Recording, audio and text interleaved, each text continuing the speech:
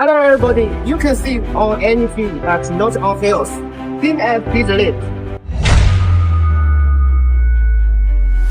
Proper periodic maintenance can explain the service life of the machine by several years. Today, I will teach you how to perform dealing maintenance on CFMG electric scissor lift CFPT 0508SP. Open the safety maintenance support room. Firstly, open the hydraulic oil tank and check it. Open the hydraulic oil cap and check whether the hydraulic oil has changed color so that it can be replaced promptly. Secondly, in addition to regularly adding lubricating oil, it's important to check the sliders.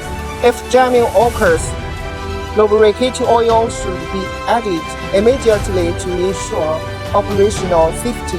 When charging on a daily basis, you should use 220 wattage for charging.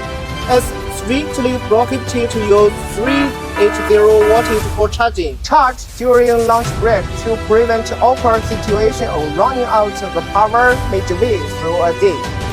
Charge promptly after work to ensure the quality of the equipment's performance the next day.